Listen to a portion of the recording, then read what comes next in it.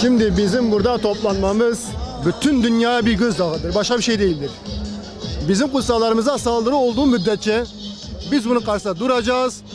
Allah-u Teala bize güç ve kuvvet verdiği müddetçe biz bunlara engel olmaya çalışacağız. Şu anda çok duygulu bir şekilde bu meydandayım. Bu insanları bu sıcakta, 45 dereceyi bulan bir sıcakta, Diyarbakır sıcağında bütün insanlar eğer buraya toplanmışsa demek ki bu Kur'an-ı Kerim biiznillah hiçbir zaman düşmeyecek. Hep başımızın üstünde duracak ve hep bir zaman da bu grubun gözüne batacaktır. Biz olduğumuz müddetçe hiçbir şey olmayacak. Bizim en büyük görevimiz bizden sonraki gelecek olan nesillere Kur'an-ı Kerim'i aşılamak ve onun kurallarına uygun bir şekilde yaşamaktır. Biz Allah'ın ipini tuttuğumuz müddetçe ve biz İslam'ın şartlarını, imanın şartlarını, şeriatın şartlarını yerine getirdiğimiz müddetçe hiçbir zaman, hiçbir yerde bir mazlum kalmayacaktır. Ve bunları yerine getirebilmek için bugün Kur'an-ı Kerim'e sahip çıkmamız lazım. Bugün Allah'ın dinine sahip çıkmamız lazım. Bugün bunu bütün dünyaya göstermemiz lazım. Biiznillah Diyarbakır bunu yapıyor. İnşallah başka memleketler de bunu yapacak. Batman'da yapacak, Irak'ta yapacak, Mısır'da yapacak, Arakan'da yapacak bunu. Bizim gönlümüz, bizim düşüncemiz, bizim fikrimiz Müslüman kardeşlerimiz için yandığı müddetçe biiznillah bu dava yere düşmeyecek. Ve peygamber sevdaları bu davayı hiçbir zaman yere düşürmeyecektir inşallah. Emjibu Kur'an'a piroz em katılmışı ve mitinga habuna emji idile hatına son zamanlarda küfre pay havdo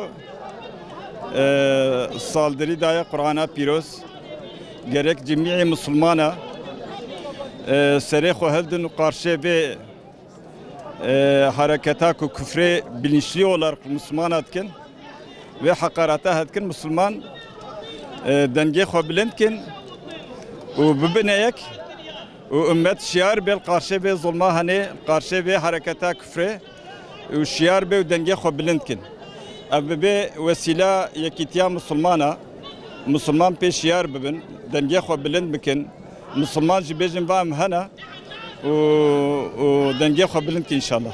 Öncelikle bu programı düzenleyenlere teşekkür ediyoruz. Allah onlardan razı olsun.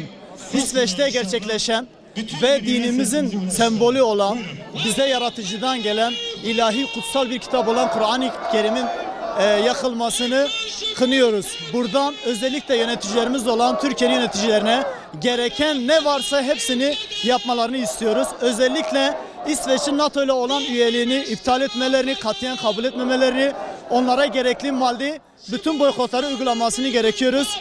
Buradan bütün Müslümanlara sesimizdir ki onların bütün mallarını ve bütün gereken şeylerini her yerde boykot etsinler. Onları asla tanımasınlar ve buradan bütün kardeşlerimize, dünyadaki bütün kardeşlerimize buradan selamlarımızı gönderiyoruz. Rabbim bu programı düzenleyenlerden razı olsun inşallah. لو أنزلنا هذا القرآن على جبل لرأيته خاشعا متصدعا من خشية الله. Biz bu Kur'an'ı bir dağın üzerine indirmiş olsaydık dağ Allah'ın aşağısında paramparça olurdu. Biz de diyoruz ki burada eğer bu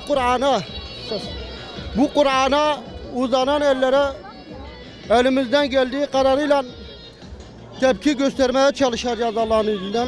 Kur'an'a uzanan eller kırılsın. Buradan sesleniyoruz.